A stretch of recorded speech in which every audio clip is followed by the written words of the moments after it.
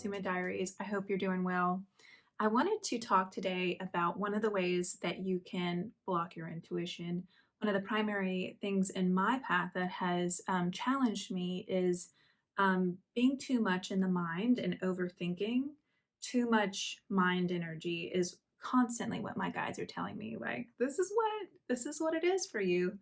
And so I wonder if there's a lot of us out there that struggle with this.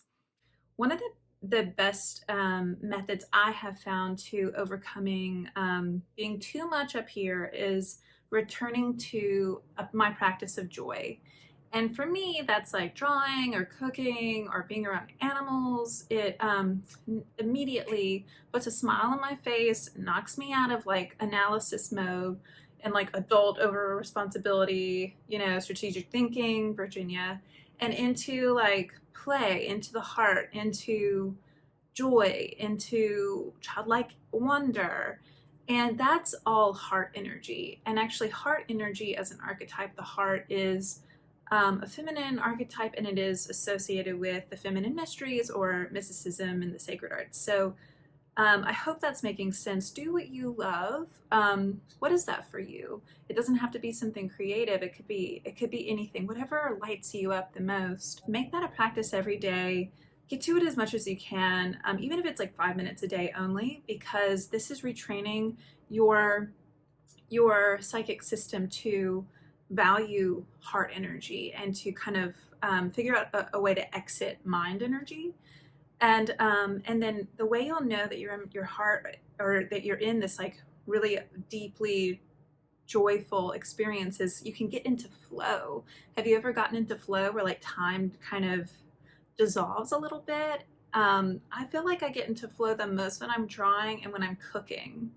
Probably in writing too, I get like super tunnel vision. That's what flow feels like for me. What does it feel like for you? That's kind of a good sign that you're on to heart energy, because time, or like the linear part of the psyche, falls away.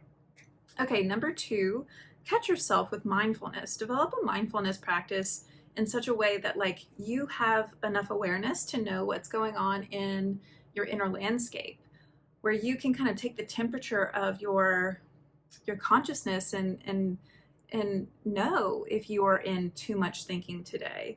And the best way to do that is to have a daily practice. I'm all about these daily practices, y'all, if you haven't noticed.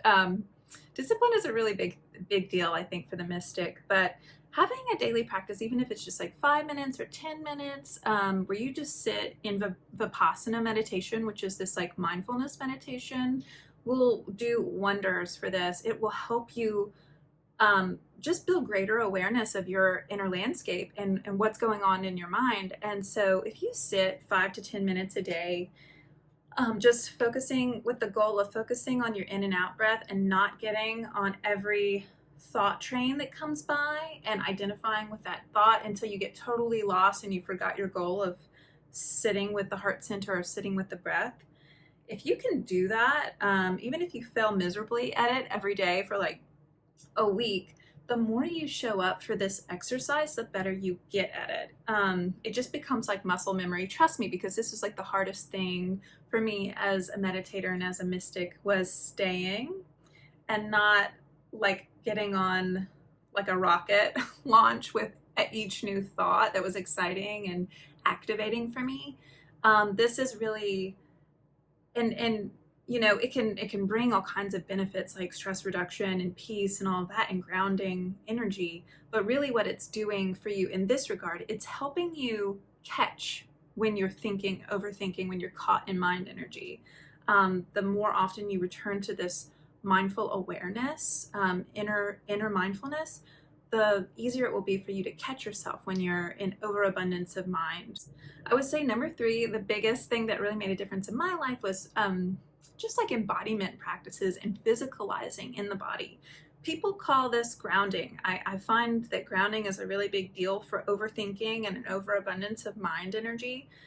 Sometimes I feel like overabundance of mind energy is synonymous with anxiety. We're just like running real hot up in the mental space. But I think the real antidote to that is to activate in the body, to bring your energy down to the root chakra, maybe the sacral chakra, through dance or yoga. slow, peaceful, mindful walking in nature, getting out in nature too. This is the collective body. So embodiment practices, whatever that is for you, it could be dance, it could be walking, it could be yoga, it could just be like taking a bath and just like doing something really sensual for yourself and like appreciating your body, bringing awareness and thanks to your body. But I will say, like I said before, daily practice and discipline is a big deal. And in this way, I think like an exercise routine could be a really great thing to try to employ if you don't already have that. Because if we are spiritual people and we are like primarily mystics and primarily intuitives, we really can kind of forget about the body. And so this is a real balancing action we can take in our life, is to even if it's like 15 minutes a day, like getting on your yoga mat, doing some crunches, doing some push-ups, doing some isometric exercises. It doesn't have to be crazy like triathlon level stuff. And I would say, like, lastly, make sure that you just like, you don't even have to make the mindful breathing a daily meditation practice. It can just be something you do throughout the day. Sometimes when I feel like I have a really mental job, like it's all about writing. And so I find that like my brain is just like in overdrive all day. And what I'll do sometimes is like I'll set an alarm on my phone.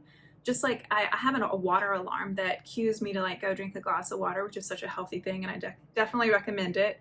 But I also will use an alarm for breathing and recentering. So maybe try that out like once every hour, or even 4 times a day. You could like set a recentering alarm and bring yourself back to the present moment and visualize your energy like a wheel, and you're a hub, like your heart center is a hub. And just visualize calling back all the energy, all the spindles of energy that you've sent out to this thought or this action or this memory or whatever, and bring it all back. Visualize it all coming back into the hub, right? So that's a recentering visual exercise that might be of use to you. And then lastly, I'll just leave you with this. Why is this important? Why is getting out of too much thinking and an overabundance of mind energy important to the intuitive? Well, I think the biggest thing is it's all about building presence in your being. It's all about being present to the current moment, because this is like your strongest position psychically.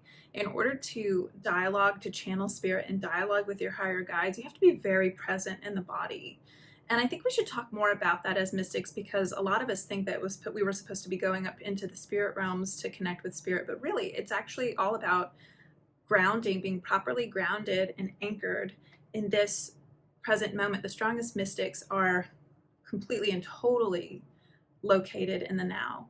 And I think Edgar, what's his name? Tolhe? I don't know how to say his name, but like, it's The Power of Now is his book. And he talks a lot about strategies to get back in the present moment. And I definitely recommend picking that up if you haven't already, because this is like the single most important thing you can do to get out of that mind energy, that overabundance of mental energy that can really block you intuitively. Because mind is usually working on like what happened in the past, analyzing it strategically, thinking like how can we avoid that or make that happen again. It's all about analysis. And or it's like preoccupied with the future, what it can do to like prepare and put you in the strongest, position possible to encounter the future. And so it's all about like strategy and analysis, and it really is kind of taking you out of time. And that is not a strong position psychically. So, because you are actually experiencing spirit through the body, and a lot of people don't realize that. But anyway, yeah, that's what I have to share today. Thank you so much for tuning in. If you like this video, please like or subscribe, and I will make a new video very soon. Until then, be well.